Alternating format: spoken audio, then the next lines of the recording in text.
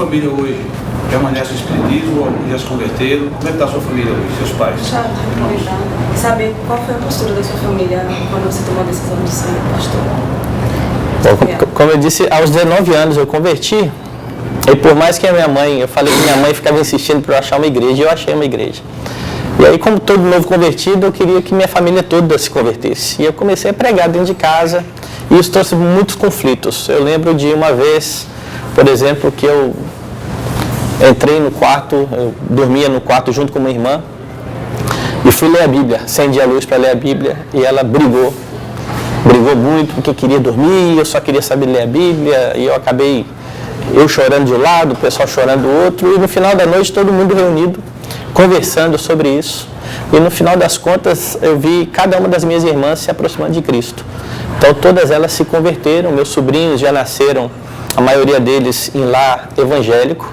Então a minha família, irmãs, meu pai já era falecido, minha mãe nunca foi para a igreja, mas começou a ler muito a Bíblia, e depois disso ela teve um problema de saúde, e agora ela está incapacitada de ler mesmo, de raciocinar, teve uma lesão cerebral, mas lia muito a Bíblia. Então o pessoal de casa começou a ir para a igreja, estão todos firmes hoje na igreja, trabalhando na igreja.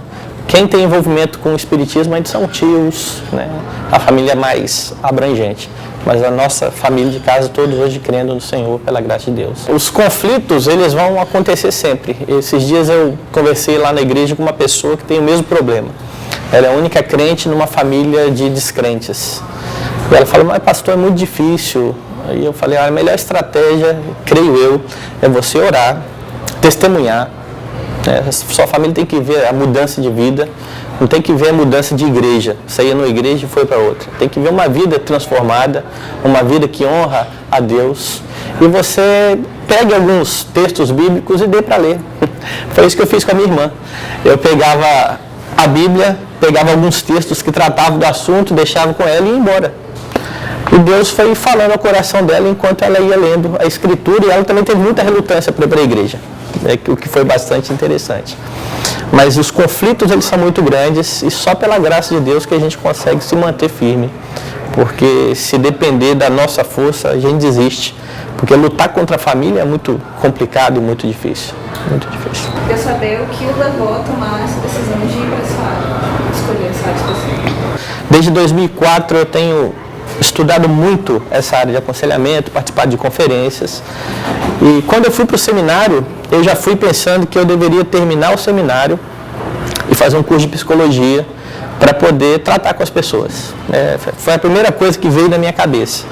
E um livro que mudou essa minha perspectiva foi um livro de John MacArthur, Nossa Suficiência em Cristo, da editora Fiel. Se aqui tiver livro da editora Fiel, deve ter por aí esse livro do MacArthur, onde MacArthur confronta bastante essa questão do aconselhamento. A igreja relegou o aconselhamento, né, tirou das mãos da igreja e colocou na mão de profissionais, e os pastores acabaram acreditando que eles não têm capacidade para aconselhar.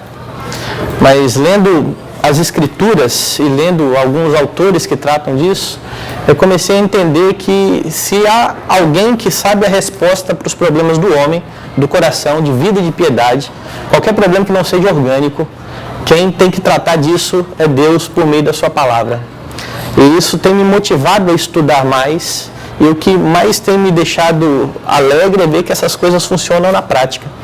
Pessoas que chegam com problemas muito sérios e que começam a ser tratadas pela Escritura e começam a mudar de vida e de postura.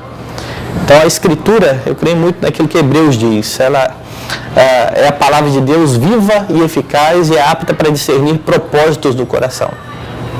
Um crente não precisa de nada senão de Deus falando na sua palavra para resolver as suas emoções, o seu comportamento, os seus conflitos. Então, o que tem mais me incentivado a estudar essa área é ver a carência da igreja, que não tem ninguém para tratá-la. Não tem ninguém para tratá-la.